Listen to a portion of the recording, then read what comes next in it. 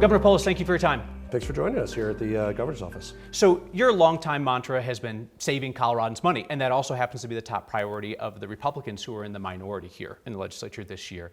You've talked about kind of nibbling at some regulations around the edges, but would you be willing to join them in meaningfully reducing the size and scope of government to save money? Yeah, one of the things we called for. So first, people need to understand kind of what can a governor do, what does a legislature need to do. I got rid of 208 old executive orders, and that's what a governor can do. Some of them dated in the 1920s, most of them were 80s, 90s, 2000s, reducing some paperwork, reducing some compliance costs, but most real reform needs to be done in law. And so we look forward to working with the Chamber of Commerce and Republicans and Democrats to really go through and reduce unnecessary rules and regulations, to reduce these compliance costs, make it easier for businesses, but also for consumers, for everyday Coloradans.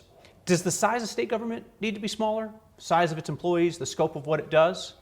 Well, first of all, we welcome help from the private nonprofit sector. I'll just give you a quick example and I'll answer that question more directly. One of our efforts is around Yes in God's Backyard. That's the name of the bill. It basically makes it easier for churches and schools to build housing on their property. So they're partners, right? Doesn't mean to be government housing.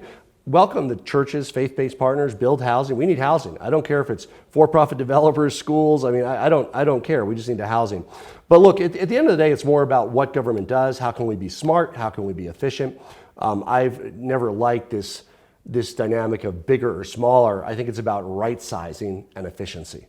So is Colorado's government right sized now, or does it need to be bigger or smaller? Well, if I wrote the budget and I don't, the JBC, you saw my budget document, I'm recommending certain cuts. They'll agree with some, they won't agree with others. They might have other cuts they want to do. But yeah, I think, and our budget reflects this, there's absolutely things we can do. One example is we shouldn't fund students based on where they were 3 or 4 years ago. Colorado is a real outlier, bizarre, and I'm all for funding education. We have a bunch of education funding in our budget around risk factors, funding English language learners, low-income students.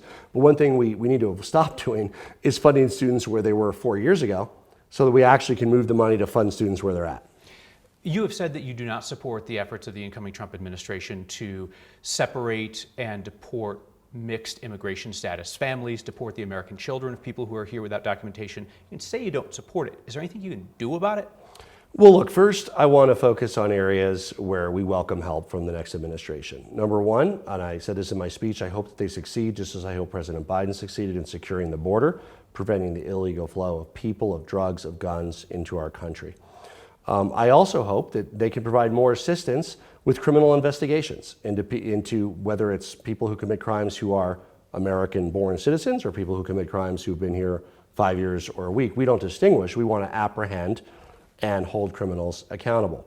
At the same time, it's very important to recognize that there are many immigrants that are law-abiding Coloradans, important part of our communities, have American kids, and yes, we want to make sure that that is not the target of the next administration, and certainly they won't get information from the state that somehow helps them go after law-abiding Colorado families. The idea of the state somehow modifying or lifting the prohibition on local law enforcement enforcing immigration law through detainers, that's a non-starter, I assume, with you? Well, look, the key word is criminal. We support and have a very strong relationship with ICE and FBI on criminal investigations, and we hope the local law enforcement, and in most jurisdictions in our state, they do have a very strong relationship with ICE and FBI to go after criminals who are endangering property or lives of our everyday Coloradans. That should be the focus of law enforcement, right? Is going after criminals. And we have a goal of making Colorado one of the 10 safest states. We've made some progress. Auto theft down 25%, property theft down 15%, investing in police, investing in youth diversion, a lot more work to do.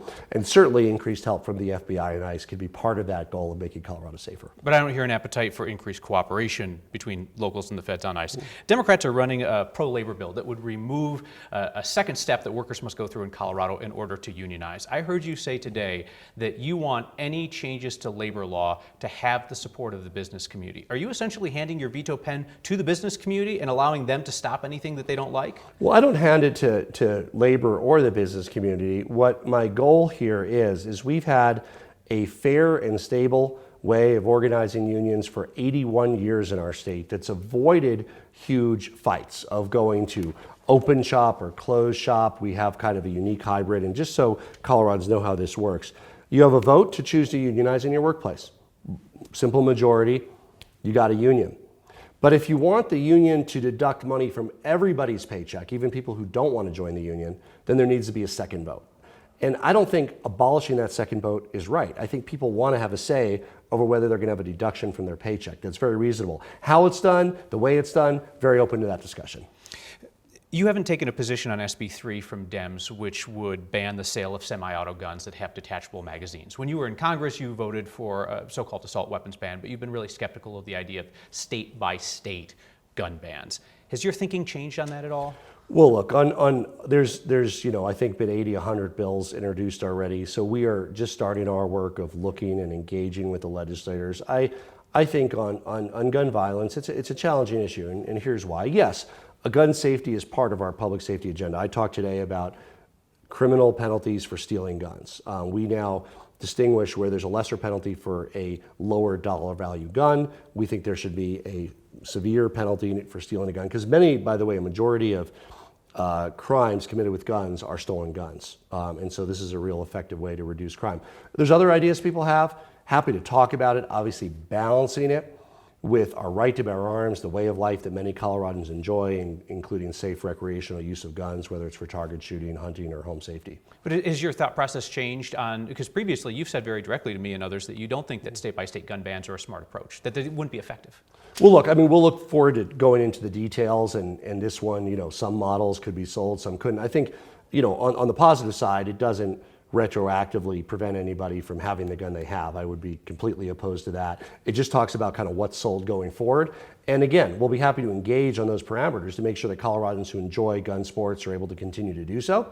And at the same time, if there's a net benefit to public safety, I'm open to seeing what that might be. Two more questions on housing. This week, leaders in another community in Colorado, Littleton, rejected a sweeping land use change that would have allowed for more housing. You talk about the need for more housing, but as long as Colorado has local control, you really have to change minds, right, in order to get into serious work on this. So what would be more effective, changing minds or changing local control? People want housing to be more affordable, and that means for purchase, for rent. It manifests in different ways. It could be, a parent of a 28-year-old living in their basement. They want them to have enough money for down payment to get their own home. It could be somebody who's rented who wants to buy. And ultimately, the people of our state that really care about reducing housing costs, I don't think they care as much whether it's their mayor, their commissioner, the governor, the president that does it. They just want more housing to be available. So we've really leaned into my role as governor. I work for the state. If I was a mayor, I'd work at the same issue at the city level. And so we have reduced some of those zoning restrictions and barriers, including allowing more multifamily housing near transit. We've allowed every lot of a certain size to build what we call an accessory dwelling unit, kind of a mother-in-law flat on your property. It can be attached, not attached. Used to be very hard to do that through your city. So we're very interested in continuing this conversation to make it easier for people to develop and build more housing that people can afford, including reforming our condo liability system that prevents many condos from being built because of fear of liability around construction defects. There are some Democratic governors who are lining up in staunch opposition to the Trump administration, whereas you've been eager, it seems, to find common ground. You praised Trump's pick of the anti-vaccine activist RFK Jr. to lead on health policy. You cheered the idea of Greenland joining the United States. You've been pitching your cost savings ideas to the billionaires that Trump has put in charge of cutting spending. Question: if you're looking to build a national profile for yourself, I see how this stuff gets headlines.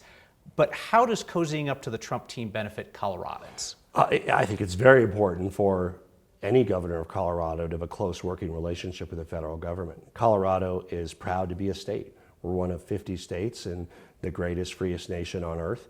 And we rely on the federal government, whether it's for investment in our highways, whether it's cooperation on criminal law enforcement, whether it's for making college affordable through Pell Grants and student loans. So having a good relationship with whoever gets elected nationally is an important part of the job description for governor. And just lastly on that, the polls say that you're the most popular politician in Colorado. It's a bit like being the most trusted journalist, right? The bar is pretty low for both our professions right now. That said, do you have any concern about lending your credibility to people who share views that are very antithetical to things that you stand for, like RFK Jr., like Elon Musk and others? You have some agreement with them, but they also stand for things that are totally outside your wheelhouse. Absolutely. I could go into Many things I disagree with on RFK, including his vaccine skepticism, many things I disagree with Elon Musk on. By the way, you mentioned Greenland, and I just want to be clear, that's only if the people of Greenland wanted to be part of the United States. I'm Not a military invasion. absolutely Okay. opposed. And I said, if the people of Greenland want to be independent, I would, whatever they want to do is fine with me. If they want to be part of the United States, Denmark. Again, I think one of the reasons that, as you said, sort of damning with faint praise, why people have confidence in me is they know that I'm not going to be putting my agenda ahead of everybody else's. I'm fighting for the state. And for the benefit of Coloradans, we should have a good relationship with the federal government whenever possible. Never afraid to stand up to whether it was President Biden or President Trump. I spoke out against President Biden's solar tariffs because I believe it's bad for Colorado. It increases energy costs. I'm speaking out against proposed tariffs for President Trump that would be much worse, to increase the cost of housing and groceries and so many other items. So I work for Coloradans, and I'm willing to work with anybody, but I'm also willing to take on anybody at the national level.